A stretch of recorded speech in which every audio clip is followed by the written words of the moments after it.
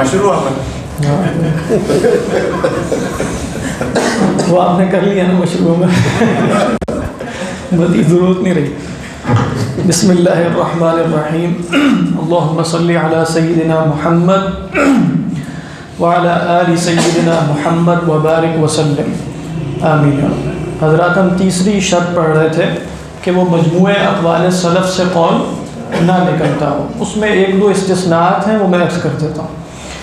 وہ ایک استثناء یہ ہے کہ کئی دفعہ نیا قول جو کوئی لے کر آتا ہے وہ ایسا قول ہوتا ہے جو پرانے اختلاف کو رفع کر دیتا ہے. یعنی مثال کے طور پہ اشاعرہ اور ماتریدیہ میں بڑے مسائل میں اختلاف ہے. شروع میں علماء جو موجود تھے یعنی متقدمین ان مسائل کو یہ سمجھتے رہے کہ یہ اختلاف حقیقی ہے. بعد میں کوئی بڑا آدمی پیدا ہوتا ہے، وہ تحریر محل نزاع کر دیتا ہے اور آ کر بتاتا ہے کہ وہ اختلاف حقیقی نہیں تھا، وہ مانوی تھا. تو اب وہ اختلاف کو رفع کر رہا ہے، یہ قول نیا لے کر آ رہا ہے. وہ قول کیا ہے؟ وہ قول یہ ہے کہ یہ اختلاف نہیں ہے. بات واضح ہے کہ نہیں؟ تو علماء کہتے ہیں کہ یہ مستثنیٰ ہے کیونکہ وہ اصلاً کوئی نیا قول نہیں لا رہا، وہ پرانے ہی اقوال میں تحریر محل نزاع کر رہا ہے اور علت تلاش کرنے کی کوشش کر رہا ہے، اور اس کے نتیجے میں اسے نظر آتا ہے کہ اختلاف ہے تو صحیح لیکن اختلاف حقیقی نہیں ہے، معنوی نہیں ہے، بلکہ اعتباری ہے اور لفظی. لفظ کا فرق ہے، بات دونوں ایک ہی کرنا چاہ رہے ہیں. تو یہ ایک استثناء ہے کیونکہ اس میں بھی آپ مجموعہ اقوال سلف سے تو نکلے ہی ہیں، کیونکہ مجموعہ اقوال سلف کیا تھا کہ ہذا اختلاف، آپ نے کہا نہیں سا اختلاف، ایسے ہی ہوا نکل گیا. تو یہ ایک استثناء ہے. کہتے ہیں یہ حقیقتاً نکلنا نہیں ہے بلکہ تہذیب اقوال سلف ہے. کیا ہے یہ؟ تہذیب اقوال سلف. اسی طرح ایک اور بات ہے، وہ اس میں اختلاف ہو بھی سکتا ہے اور یعنی اجتہاد کا محل ہے. وہ کیا ہے؟ جب ہم کہتے ہیں کہ مجموعہ اقوال سلف تو اس سے مراد ہماری یہ ہے کہ وہ مسئلہ ایسا ہو جو عموم بلوہ سے تعلق رکھتا ہے، یعنی کثرت سے واقع ہونے والے مسائل میں سے ہو. سمجھ میں آ رہی کہ نہیں بات؟ جس میں داعیے موجود ہوں، کیونکہ جو واقعہ کثرت سے ہوتا ہے تو مجتہدین اس پر غور کرتے ہیں کیونکہ وہ کثرت سے ہو رہا ہوتا ہے. تو اگر کوئی ایسا واقعہ ہے جو نادر ہوتا ہے، کبھی کبھار ہوتا ہے، اور اس پر کسی صحابی کا قول ملا، کسی مجتہد کا، اس کے زمانے میں کسی نے اختلاف نہیں کیا، بعد میں آنے والوں نے اختلاف کر لیا، لیکن ہم نے یہ دیکھا کہ وہ مسئلہ نادر الوقوع ہے.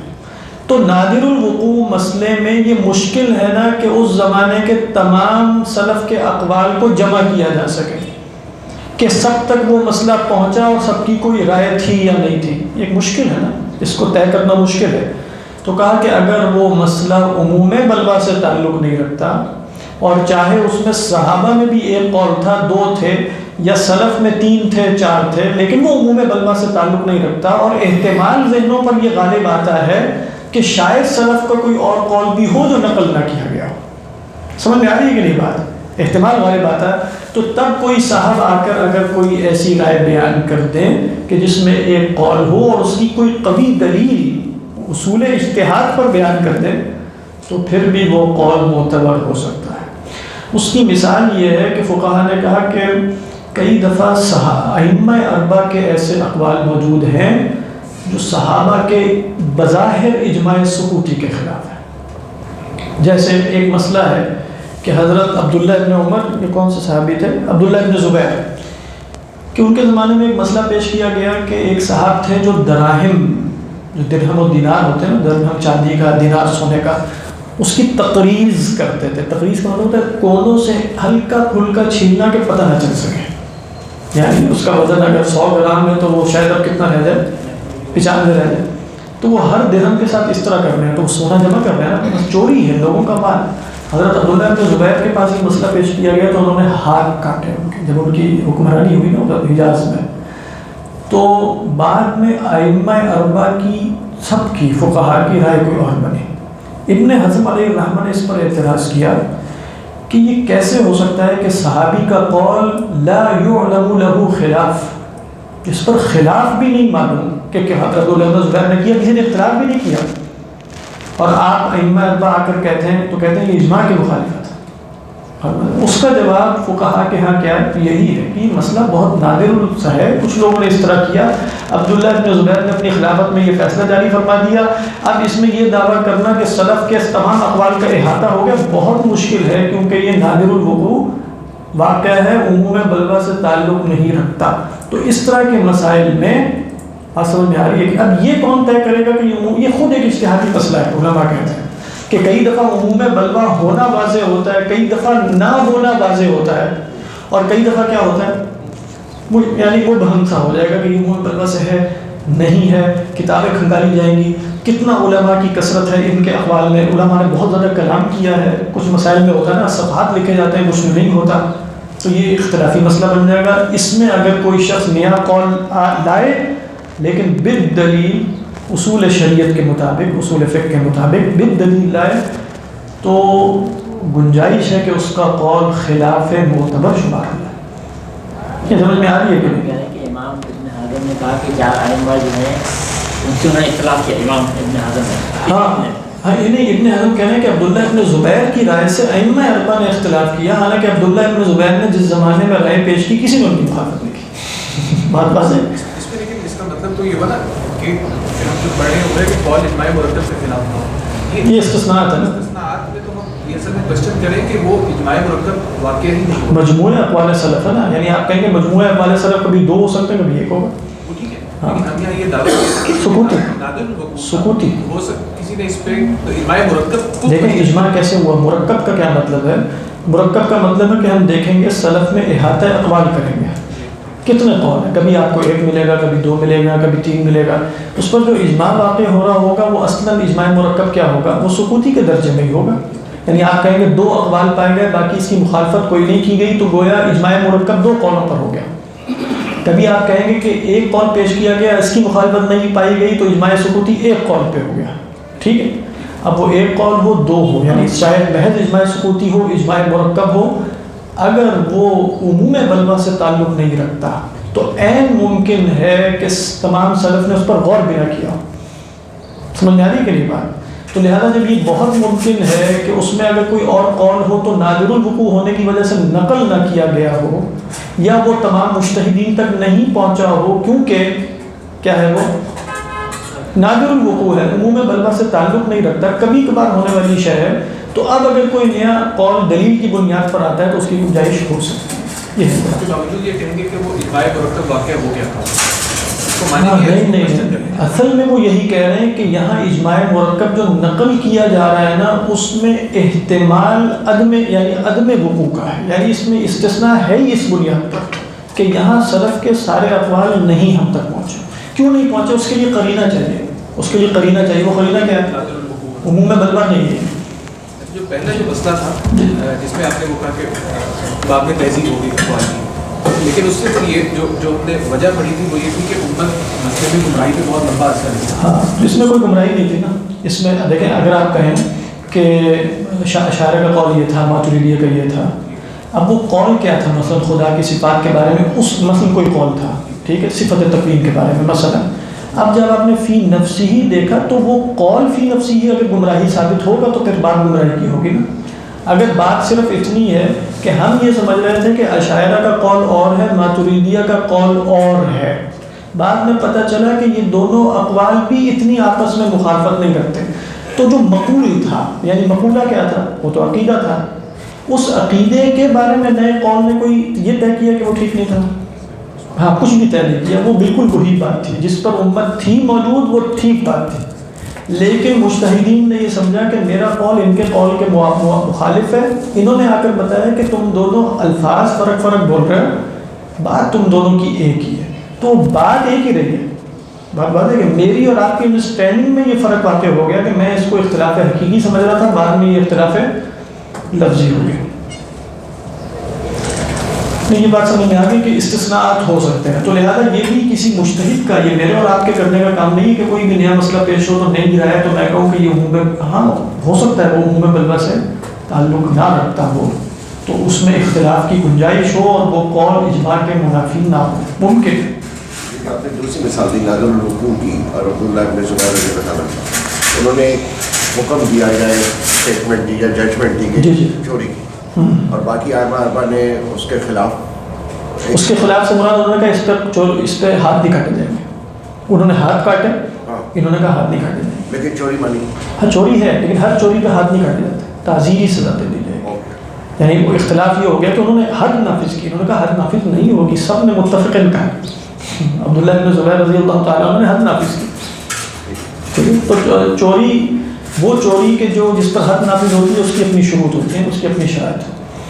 چوتھی شرط, تیسری شرط واضح ہو گئی کچھ اجمال کے ساتھ کہ وہ اقوال مرکب اور یہ اس طرح کی بات. یہ بہت اہم ہے.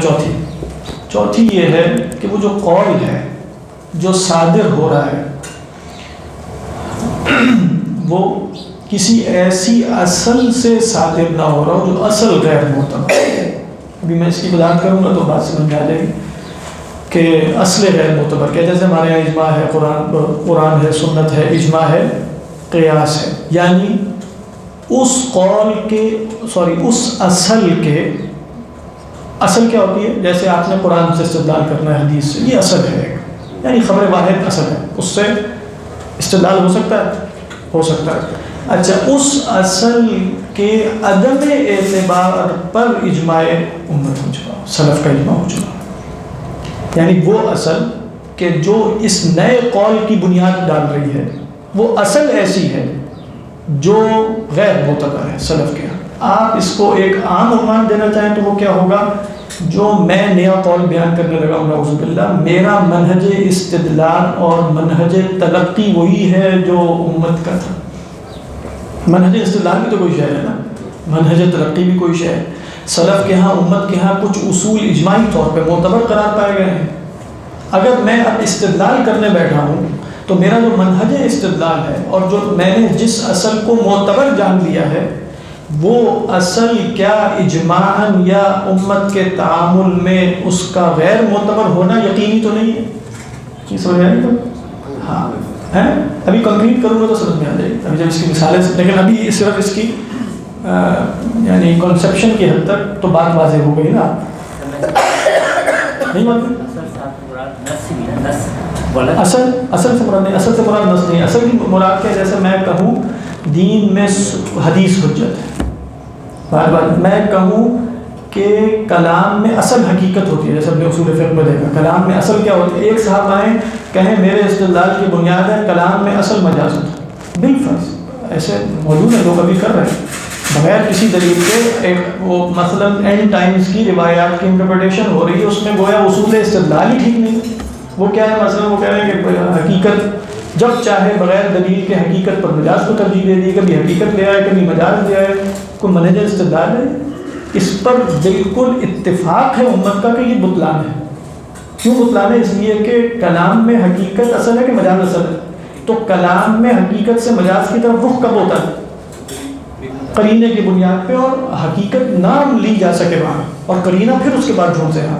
لیکن وہ کہہ رہے ہیں نہیں, قرینہ ہو نہ ہو, ہم یہاں مجاز ہے, یہاں حقیقت ہے. جب چاہے مجاز, جب چاہے حقیقت. تو آپ کہیں گے آپ کے خلاف معتبر ہی نہیں, آپ کا منہج استدلالی ٹھیک نہیں, آپ کا منہج سمجھ میں. یہ اس جیسے کوئی شخص آ کے کہے کہ خبر واحد سے دین میں کوئی اضافہ نہیں ہوتا, میری اس قول کی بنیاد یہ ہے. سمجھ میں آ رہی ہے, خبر واحد سے میرا تو یہ اصل اجماعاً غیر معتبر ہو گیا. یعنی اگر کوئی شخص یہ کہے کہ خبر واحد سے حدیث, میں اس کو مانتا ہوں, سارا کچھ ہوں, یہ بھی ہے, اس سے استدلال بھی کبھی بار کر لیتا ہوں, اور لیکن میری بنیاد کہ دین جو ہے وہ خبر واحد سے ثابت نہیں ہو سکتا, وہ قرآن اور سنت سے ثابت ہوتا ہے. قرآن اور سنت سے مراد جو اللہ کے رسول صلی اللہ علیہ وسلم نے سنت اپنے عمل سے اور تواتر سے امت میں جاری فرما دی, وہ سنت ہے. تو اب یہ اصل جس بنیاد پہ میں اختلاف کرنے لگا ہوں وہ معتبر ہی نہیں ہے میرے یہاں. تو لہذا اس اصل کے نتیجے میں جو قول پیدا ہوگا, چاہے وہ صادر من اہل الاجتہاد ہو, لیکن وہ اصل. اب مثال کے طور پہ اس کی علماء پرانی مثالیں کیا دیتے رہے ہیں, جیسے ظاہریہ ہیں, وہ کیا کہتے ہیں, نفی القیاس اطلاقا مثلا, ہم نے قیاس کو ماننا ہی نہیں ہے. تو اگر ان کا قول معتبر ہوگا, ایسے علماء کہتے ہیں ظاہریہ کا قول معتبر ہوتا ہے, لیکن اگر وہ قول ان کا اس اصل سے برآمد ہو رہا ہو, اس میں غیر معتبر ہوگا. میں اس کی مثال دیتا ہوں، جیسے کہ پرانے علماء نے دی ہے کہ ایک ہے ربا الفضل، آپ بولتے ہیں نا کہ 6 اشیاء جو ہم نے پیچھے بھی دیکھی تھی، وہ 6 اشیاء ہیں. اب اس کی علت متعدی ہوگی یا نہیں ہوگی؟ ظاہریہ نے کہا نہیں ہوگی. ان کا اختلاف یہاں معتبر نہیں ہوگا کیونکہ وہ قیاس کو مانتے نہیں ہیں. لیکن اگر اہل سنت میں سے، ائمہ اربعہ کی بات نہیں کر رہا، بعض سلف کے ائمہ میں سے جو اس وقت مجتہدین تھے، جو قیاس کو مانتے تھے، انہوں نے کہا کہ ہمارے خیال میں یہ تعبدی امر ہے اور یہاں علت نہیں پائی جاتی، بس یہ 6 چیزوں میں منحصر. ان کا اختلاف معتبر ہے، قول ایک ہی ہے. سمجھ میں آ رہی ہے؟ قول ایک ہی ہے، لیکن یہ قول برآمد ہوا ان مجتہدین سے جو قیاس کو ماننے کے باوجود کہہ رہے ہیں یہ قیاس کی جگہ نہیں ہے. تو ان کا قول کیا ہوگا؟ معتبر. اگر ظاہری آ کر کہیں گے کہ ہم چونکہ قیاس ہی کو نہیں مانتے لہذا، تو ان کا قول کیا ہوگا؟ غیر معتبر. نہیں سمجھ میں آ رہی ہے بات کہ نہیں؟ کیونکہ جو اصل ہے وہ معتبر نہیں ہے. تو یہ کیا چیز ہے؟ اس کو کیا کہا ہے؟ مثلا اس کا عنوان ہے جیسے منہج استدلال. آپ کا کیا ہے منہج استدلال؟ جی بالکل، یعنی غیر معتبر ہونے کا مطلب اس کا یہ ہے کہ اگر اس کا غیر معتبر ہونا خود اختلاف جائز میں ہو.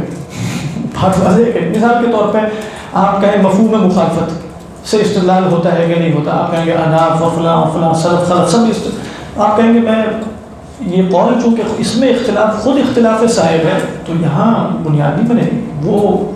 یعنی مثال کے طور پہ میں ابھی آپ کو بتاتا ہوں کہ یہ جو ابھی میں نے مثال دی تھی نا، جیسے انکار حدیث مثلا، آج کو پرویز ہے مثلا، انکار حدیث کی بنیاد پہ کوئی قول لائے گا غیر معتبر ہوگا. یا جیسے غامدی صاحب کا اصول ہے اصلاً کہ خبر واحد سے دین میں کوئی اضافہ نہیں ہو سکتا، یہ قول فی نفسی ہی معتبر نہیں ہے کسی بھی صورت میں، کیونکہ یہ اصل ہی غیر معتبر ہے. یہ اصل غیر معتبر ہے. کیا آپ کہیں کیونکہ سب کا اجماع ہے کہ خبر واحد سے دین میں اضافہ ہوتا ہے کہ نہیں ہوتا؟ دین میں اضافہ ہوتا ہے. آپ کے حناف کے ہاں نہیں ہوتا، ہوتا ہے، واجب تو ادھر بھی ہوتا ہے. یعنی وہ ترتیب فرق ہے لیکن ہوتا ہے نا اضافہ.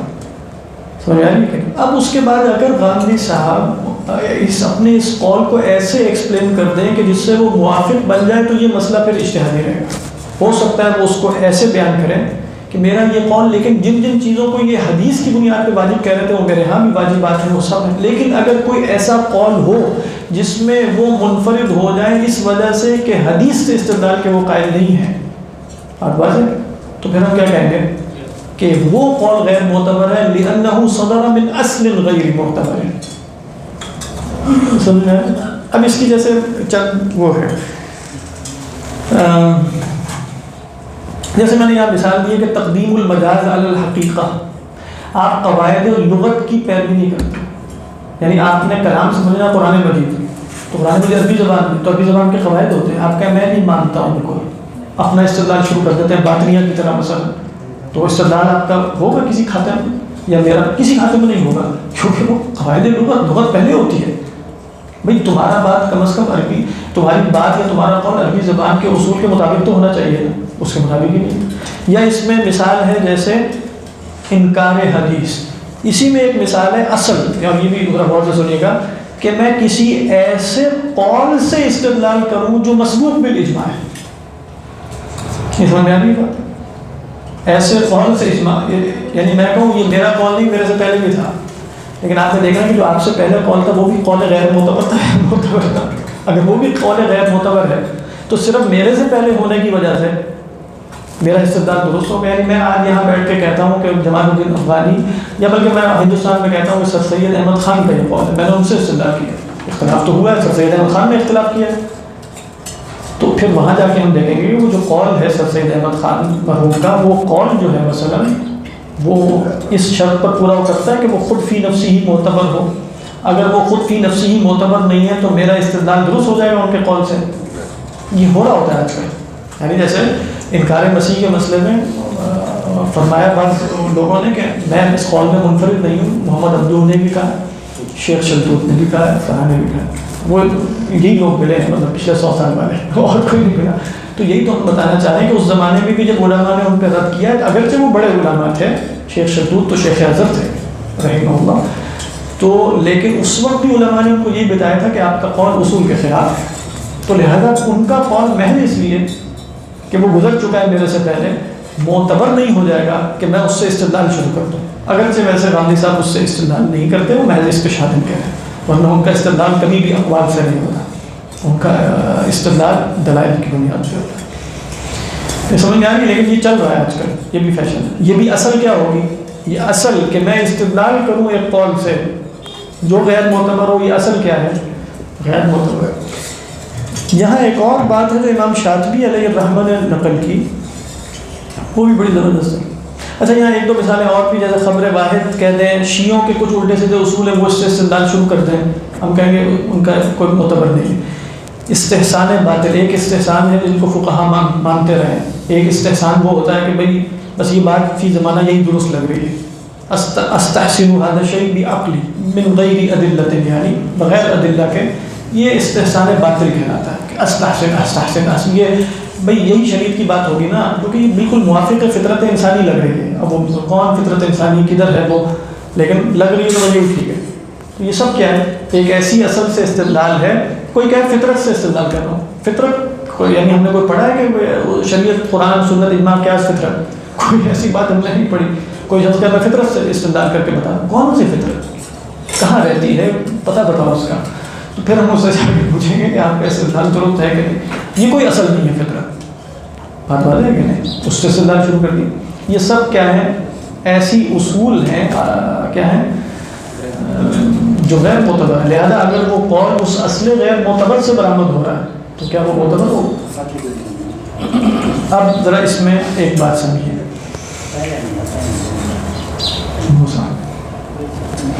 بات یہ ہے کہ امام شاطبی علیہ الرحمہ نے یہ بیان کیا یہ والی اصل، اور یہ اصل فی زمانہ بہت پائی جاتی ہے، جس کی بنیاد پہ آپ فتوے بھی دیے جاتے ہیں۔ اختلاف المفتین میں جو شیخ حاتم الشریف العونی، اگرچہ بیک گراؤنڈ تو ان کا وہ ہے، وہ بتاتے کہ یہ اصل بالاجماع بات ہے۔ امام شاطبی کا میں بھی آپ کو قول بھی سناؤں گا، اور کہہ رہے ہیں یہ اس زمانے میں بھی ہو رہا تھا، آج بھی ہو رہا ہے۔ وہ کیا ہے؟ اختلاف ائمہ اصل بن جائے دلیل اباحت، بات واضح ہے کہ نہیں؟ یعنی اختلاف ائمہ، مجتہدین کا اختلاف، میرا اور آپ کا نہیں، مجتہدین کا اختلاف میرے لیے، عامی آدمی کے لیے دلیل اباحت ہو جائے۔ یعنی میں آپ سے کہوں یہ چیز حرام ہے، یعنی میں بالفرض آپ سے کہوں یہ شے حرام ہے، رک جاؤ، آپ کہتے ہیں تم کیسے روک سکتے ہو، حالانکہ ائمہ کا اس میں اختلاف، سمجھ آئی؟ اب یہ کوئی یعنی دین کیسے ثابت ہوتا ہے؟ قرآن سے سنت، ائمہ کا اختلاف کیا دین کے اس میں ہے، اصول میں سے ہے کہ جس کی بنیاد پر اباحت ثابت ہوتی ہے؟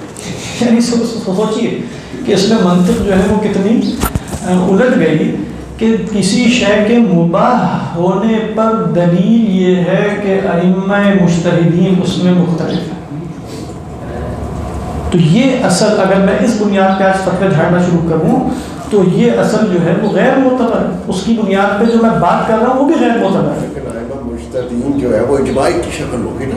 نہیں، دیکھیں ائمہ مجتہدین کہہ رہے ہیں، مثلا امام ابو حنیفہ کہہ رہے ہیں خون نکلا تو ہمارا وضو ٹوٹ گیا، امام شافعی کہہ رہے ہیں نہیں ٹوٹا، وہ کہہ رہے ہیں مثلا کہ مچھلی بالفرض یعنی جیسے ہم کہیں گے جو پرانز ہیں، جمبری جو ہے یہ مکروہ تحریمی ہے بالفرض، وہ کہہ رہے ہیں حلال ہے۔ تو اگر بالفرض میں آپ سے کہوں آپ حنفی ہوں میں حنفی ہوں یا آپ کسی، تو میں کہتا ہوں نا یہ نہ کھاؤ یہ مکروہ ہے، آپ کا کیسے منع کر رہے ہو؟ ائمہ نے جائز کر، یعنی ائمہ میں اختلاف ہے، تو ائمہ کے اختلاف جہاں بھی ہوگا وہ شے مباح ہو جائے گی، یا شے کا مباح ہونا تو دلیل کے تحت ہوگا۔ بھی میں امام شافعی کی بات پڑھوں گا تو بات واضح ہو جائے گی، بات واضح۔ چیز مباح کیسے ہوگی؟ اگر آپ یا تو اس ائمہ کی تقلید کر رہے ہیں یا آپ دلیل سے جان چکے ہیں، محض اختلاف ائمہ سے اباحت کی دلیل اخذ نہیں کی جا سکتی، سمجھ میں آ رہی ہے کہ نہیں؟ ہاں اگر آپ کہیں کہ میں امام شافعی کا پیروکار ہوں، میرے لیے آپ نہ کھاؤ کوئی مسئلہ، لیکن آپ کہیں کہ چونکہ ائمہ کا اختلاف ہے لہذا چیز مباح ہے، تو مباح ہونا اپنی دلیل سے ثابت ہوگا نہ کہ محض اختلاف ائمہ سے۔ بات تو وہی ہوگی جب آپ اس کو تقلید سے ثابت کرتے تو بات تو پھر ابھی وہ عبارت دیکھیے، ابھی نہیں بات وہ نہیں ہوگی، وہ ہوگی پھر میں کسی دلیل کی بنیاد پہ اس کو اباح یا حرام سمجھ رہا ہوں۔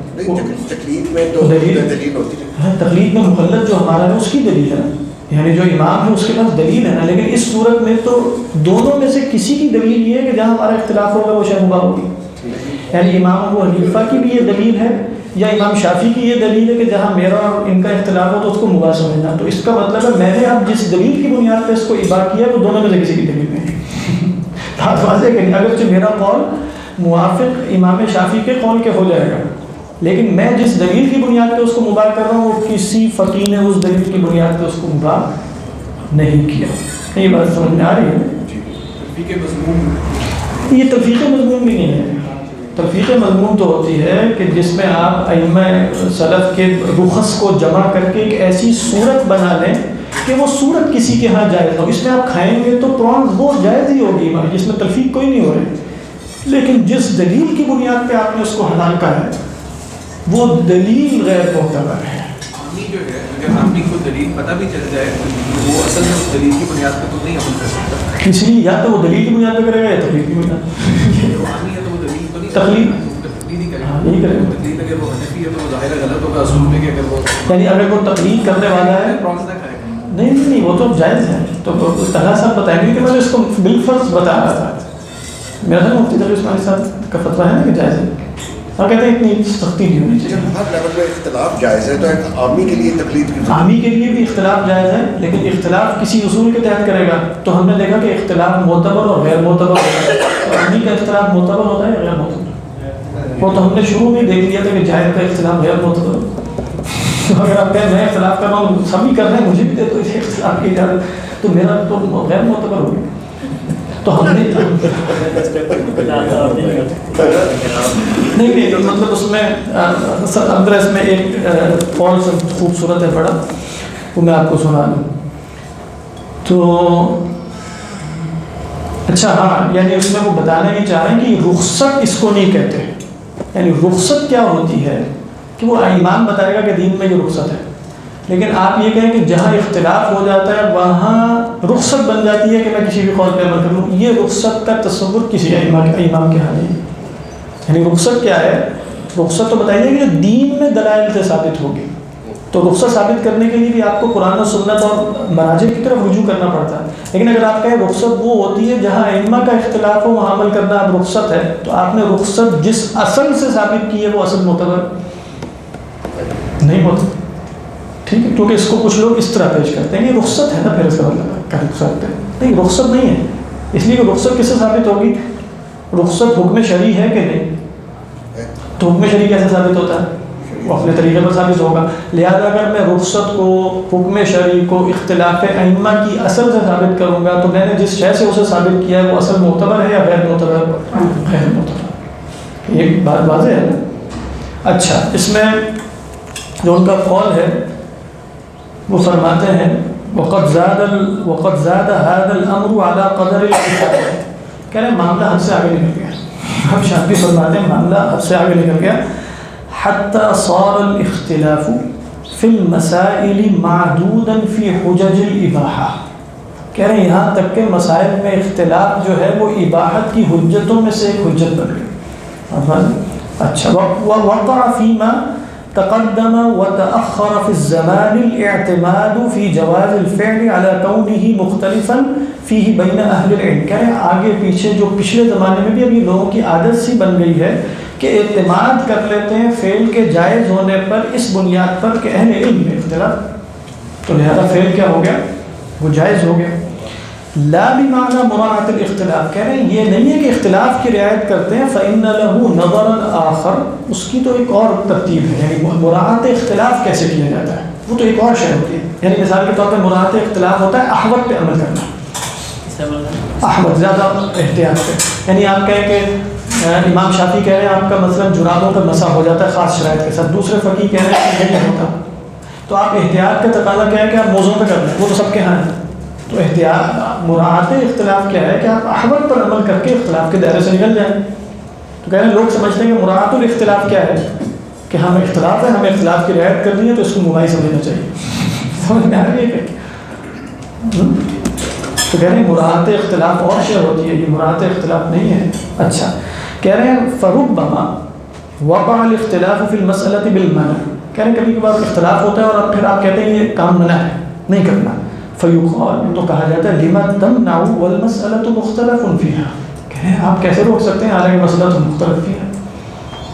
یہ اور مسئلہ ہے کہ اجتہادیات میں انکار نہیں ہوتا، اس کا تعلق کوئی اور ہے. اجتہادیات میں انکار نہیں ہوتا، اس سے کیا مراد ہے؟ آپ شافعی ہیں، میں حنفی ہوں، آپ اپنے شافعی مسئلہ کے مطابق کوئی کام کر رہے ہیں، میں حنفی ہوں، تو میں کوئی جا کر نہیں منکر کروں گا.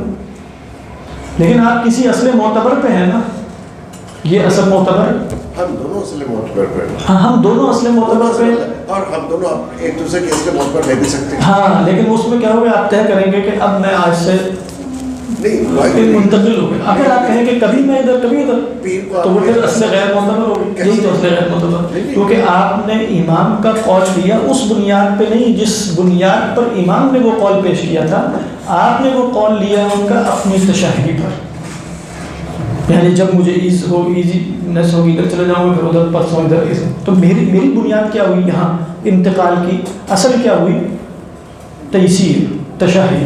جب مجھے آسانی ہوگی، جب میرا دل، تو آپ نے اس کو پھر دلیل کیا بنائی؟ رخصت کی. اس کو کیا بنا لیا ان دل؟ آپ نے کیا بنایا اس کو کہ میں جب رخصت ہے میں ادھر بھی جا سکتا ہوں. تو رخصت آپ نے کہاں سے اخذ کیا؟ دلیل کون سی ہوئی آپ کی رخصت اخذ کرنے کی؟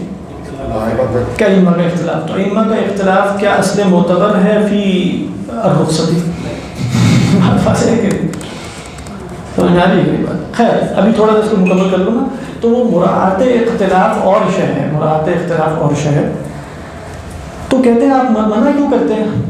فَيُقَالُ لِمَ تَمْنَعُ وَالْمَسْأَلَةُ مُخْتَلَفٌ فِيهَا فَيَجْعَلُ الْخِلَافَ حُجَّةً فِي الْجَوَازِ. یہ ہے وہ بات، یہ اصل غیر معتبر ہے. اختلاف کو حجت جواز بنا دیتا ہے بِمُجَرَّدِ كَوْنِهِ مُخْتَلَفًا فِيهَا. اس میں جواز کی حجت محض اس کا مختلف فیہا ہونا بناتا ہے، اور کوئی وجہ نہیں. اب کیا وجہ بن سکتی ہیں اصلا وہ بتاتے ہیں. لا لدلیل یدل علی صحت مذہب الجواز. کسی دلیل کی وجہ سے نہیں جو مذہب جواز کی صحت پر دلالت کرے، اگر وہ کن میں سے ہوگا؟ من اہل الدلیل ہوگا. ولا لتقلید من هو اولا من القائل بالمنع. اور نہ تقلید کی وجہ سے کہ جس کی تقلید کی جانی چاہیے اس کے خیال میں وہ اولا ہے تقلید کرنے کا، جو منع کرنے والے کے موقف پر نہیں ہے. یعنی مقلد نہ تو دلیل سے کر رہا ہے، نہ اس وجہ سے کہ میرا مقلد کوئی اور ہے، نہ بات ہے کہ نہیں، بلکہ کیوں کہہ رہا ہے کہ میں یہ رخصت پر عمل کروں گا؟ محض حجت اختلاف کی وجہ سے. تو لا لدلیل یدل علی صحت مذہب الجواز ولا لتقلید من هو اولا من القائل بالمنع وَهُوَ عَيْنُ الْخَطَرِ عَلَى الشَّرِيعَةِ. کہہ رہے ہیں یہ شریعت یہ بہت ہی واضح غلطی ہے، یعنی بہت واضح غلطی ہے. حیث، اب غلطی دیکھیں ہے کیا؟ جَعَلَ مَا لَيْسَ بِمُعْتَمَدٍ مُعْتَمَدًا، کہ اس نے بنا دیا اس کو جو شریعت میں معتمد نہیں ہے، اس پر اعتماد کیا جا سکے، اس کو معتمد بنا دیا. وَمَا لَيْسَ بِحُجَّةٍ حُجَّةً، اور جو حجت نہیں تھی اس کو کیا بنا دیا؟ حجت بنا دیا. اس سے آپ کو مسئلہ تقلید بھی سمجھ میں آ رہا ہو. یعنی ان دی اینڈ یہی کہ آپ اگر کوئی شخص یہ سمجھے کہ ائمہ میں اختلاف اس بات کی اجازت دیتا ہے کہ میں پک اینڈ چوز کروں، تو وہ اس کو رخصت کی سطح پر لے آتا ہے. بات واضح ہے کہ نہیں؟ تو رخصت جو ہے وہ تو اپنی دلیل سے ثابت ہوتی ہے، اور دین میں رخصت ثابت ادلہ شرعیہ سے ہوگی، نہ کہ محض کون الامر مختلفا فی بین العلماء. بات واضح ہے کہ نہیں؟ یہ بھی بہت اہم بات ہے، اس پر بھی غور کیجیے گا. یعنی جو چوتھا اصول ہم نے پڑھا ہے وہ کیا پڑھا ہے؟ کہ وہ قول اصل غیر معتبر سے بنا کرتا ہو. یعنی منہج استدلال درست ہو، منہج تلقی درست ہو، جو بھی آپ اس کو عنوان دینا چاہیں. مقلد جو ہے وہ احمد پہ عمل کر سکتا ہے؟ ہاں بالکل کر سکتا ہے، کیونکہ احمد میں وہ تقلید چھوڑتا نہیں. یعنی آپ خود ہی سوچیں کہ احمد میں کیا ترک تقلید لازم آتی؟ بالکل لازم نہیں آتی. احمد کیا؟ احمد کا مطلب ہے جس میں احتیاط زیادہ ہو. مثلا جیسے یہ وضو والا معاملہ، اس میں تو سمجھ آتی ہے کہ خون نکل گیا دوبارہ وضو کر لیا تو ان کے نزدیک بھی جائز ہے. لیکن کوئی ایسی صورتیں ہو سکتی ہے نا، جیسے نکاح کا مثلا معاملہ کہ کہیں پہ نکاح فاسد ہوا کہیں پہ نہیں ہوا اختلاف ہے سے، اور اب وہ احمد اگر اس کا احمد کا طریقہ ہوگا دوبارہ نکاح کر لیں، کیونکہ دوبارہ نکاح یا تجدید نکاح تو فقہا سب کے ہاں ہو جاتا ہے. اور بلکہ وہ کہتے بھی رہتے ہیں کہ ایک دفعہ کہ تجدید نکاح اگر کر لی جائے کیا پتہ کلمہ کفر. اس میں کچھ لوگ شدت بھی کرتے ہیں جس میں تو روزانہ ہی کوئی نکاح کرانا پڑے گا، کیونکہ روزانہ کی بنیاد پہ کوئی ایسے کلمے صادر ہوتے رہتے ہیں انسان سے. کیوں کہتے ہیں کفر لازم آ گیا، کفر لازم آ گیا تو نکاح ٹوٹ گیا. ٹھیک ہے، اب روزانہ کی بنیاد پہ. لیکن یہ بالکل غلط بات بھی نہیں ہے، وہ کہتے ہیں کبھی کبھار تجدید نکاح کر لیا جائے تاکہ بالفرض انسان کا کوئی پتہ نہیں ہوتا کہ اس سے کلمہ کفر کا صدور ہو جائے، تو تجدید نکاح ہو سکتا ہے، لیکن ہو سکتا ہے واقعی کہ کوئی جگہ ایسی ہو کہ جہاں آپ احوت کا کوئی مسئلہ نہ ہو، وہاں جمع نہ ہو سکتا ہو مسئلہ یعنی، تو پھر آپ اپنے تقلید کریں گے، تقلید پر عمل کریں۔ سر یہ ایسا لگ رہا ہے کہ آپ نے ہمیں کنوینس کرنے کی کوشش کی تقلید، میں نے کنوینس کرنے کی کوشش نہیں کی، میں اصل سمجھا رہا تھا۔ تقلید جو آپ نے بات میری تو خود اپنی طبیعت کنوینس نہیں ہوتی، دماغ کی بات نہیں کر رہا، طبیعت کی بات کر رہا ہوں۔ طبیعت کا سر وہی تقریر اور ہاں وہ کہہ رہے تھے نا امام ابن حزم کے قوم قوی جہلهم وضعفت عقولهم وفسدت طبائعهم، وہ جو طبائع میں فساد واقع ہو گئے نا فی زمانہ رہنے کی وجہ سے، اس کی وجہ سے تقلید ہضم نہیں ہوتی، مطلب یہ بات۔ تو ورنہ تو تقلید کو ایسا بڑا مسئلہ نہیں تھا یعنی، لیکن فساد طبائع کی وجہ معاملات میں تو ہے ویسے، کچھ معاملات میں فقہ المعاملات میں بھی جو ہے نا وہ پھر جو اس مسئلے میں مجتہد ہوتے ہیں نا وہ بتاتے ہیں کہ ہم نے اس جگہ امام مالک کے قول پہ فتویٰ دیا، جیسے مفتی تقی عثمانی صاحب ہیں حفظ اللہ، وہ بتا سکتے ہیں، وہ مجتہد ہیں وہ ان مسائل میں، تو وہ بتا سکتے ہیں کہ یہاں میں نے اس قول کو ترجیح دی ہے، لیکن وہ پھر مجھے بتائیں گے تو میں اپنے قول پہ عمل کر لوں گا، لیکن میں تو نہیں کروں گا نا انڈیا، اسی طرح ہوگا واللہ اعلم۔ لیکن اگر وہ آپ کو بتا رہے ہیں پھر وہ آپ نے ان سے پوچھا ہے، آپ کے وہ مفتی ہیں، انہوں نے آپ کو اجازت دے دی، آپ کر ہاں انہوں نے اجازت دے دی، پھر آپ یہ دیکھیں نا کہ اس میں کون سی اجازت زیادہ میرے سوٹیبل ہے۔ ہاں اس کے بعد آپ یہ کہہ سکتے ہیں کہ انہوں نے تو اجازت تو دے دی ہے لیکن میرا دل مطمئن نہیں ہو رہا، تو میں احوط پر عمل کر لوں گا، بڑی اچھی بات ہے۔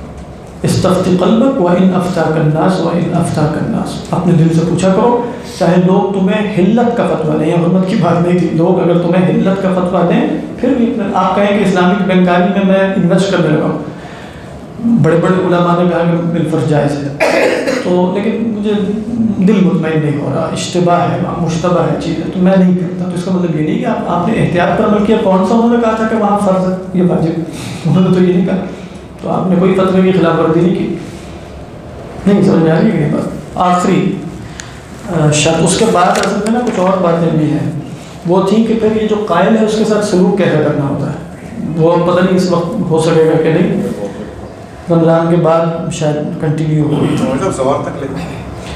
ظہر تک کبھی سموسہ نہیں کھایا، اس کے بعد کھانے کے بعد میں ظہر تک لے کے جا سکتا ہوں، لیکن لوگوں کی حالت بھی تو دیکھنی ہوتی ہے، سموسے کی بریک لگیں پھر لیں۔ لیکن اب یہ ذرا پانچواں مسئلہ سن لیں، اس کے بعد دیکھتے ہیں کہ